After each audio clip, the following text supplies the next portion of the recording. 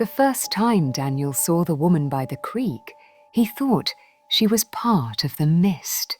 Hollow Creek always had that thin, grey fog that clung to the trees like spider silk, but this figure, motionless, barefoot, wearing a pale blue dress, seemed to shimmer slightly, as if the morning itself hadn't decided whether she was real. He slowed his truck, gravel crunching beneath the tires, and rolled down the window.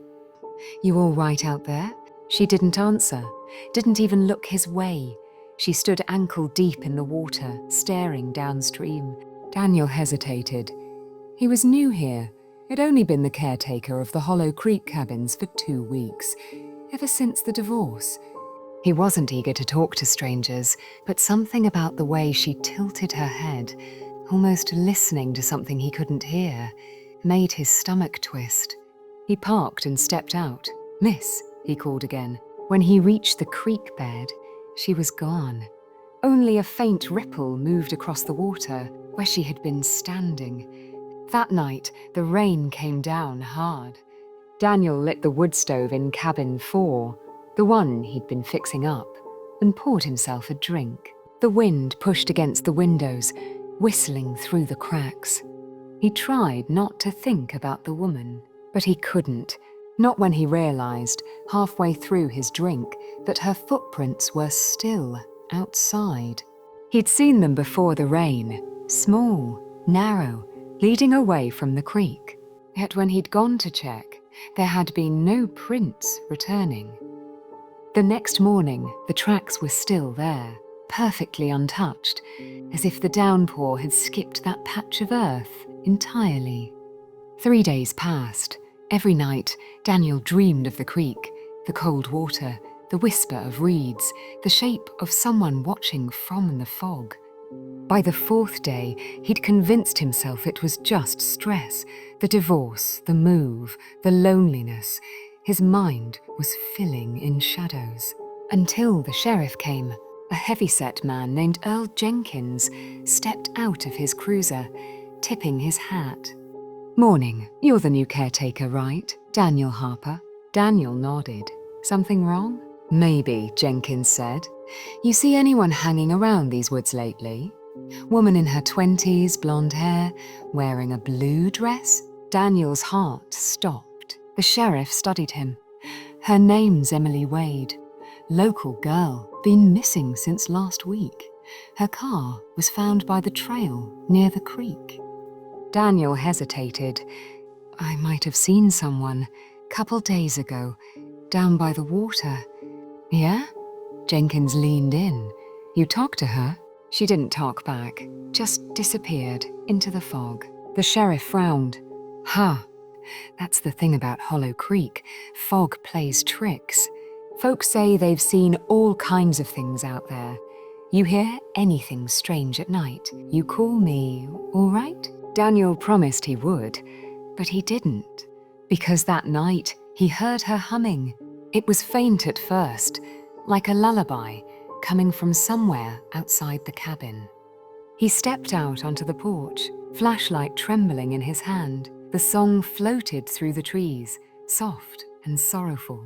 He followed it, down the muddy path, past the old cabins, toward the creek. The fog thickened with every step, wrapping around him like gauze. When he reached the bank, the humming stopped. Then, slowly, a figure rose from the water. Emily Wade. Her dress clung to her skin, darkened by the current. Her eyes, pale grey and unfocused, met his. Daniel stumbled back. "What the hell?" She spoke, voice low and hollow. "You shouldn't have moved my car." "What?" Her lips barely moved. "You pushed it into the trees. You thought no one would find it." Daniel's throat closed. "That's not." He swallowed. "I don't know what you're talking about." She took a step closer. The water didn't ripple. "Why did you go back there, Daniel?" He backed away, shaking his head. "Stop. You're not real." "Then why?" she whispered. "Do you remember the sound it made when you hit me?" Daniel's knees gave out. He fell backward into the mud. It wasn't true. It couldn't be. But memory doesn't lie. It had just been buried. That night 2 weeks ago, the storm, curve on the road, his headlights flashing on a woman, crossing too fast. He hadn't stopped. He'd been drunk, terrified. He'd hidden the car. The police report had said she vanished. And now she stood before him, dripping with the creek's cold forgiveness. "I'm sorry," he choked out. "I didn't mean—" Emily's eyes softened. "Then say it to me." He reached out, hesitant, trembling. His fingers brushed her wrist, and everything went dark. The next morning, Sheriff Jenkins found Daniel's truck parked by the water. The door was open, the keys still in the ignition. They found Daniel Harper lying face down in the creek. The coroner said he must have slipped, hit his head on a rock. But Jenkins noticed something odd.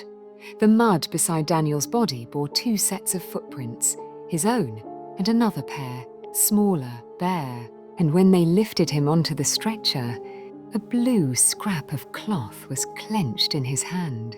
Weeks later, a new caretaker arrived at Hollow Creek. First night there, he heard humming by the water. He went out with a flashlight, and down by the creek, in the silver fog, a man in a flannel jacket stood beside a barefoot woman in a blue dress.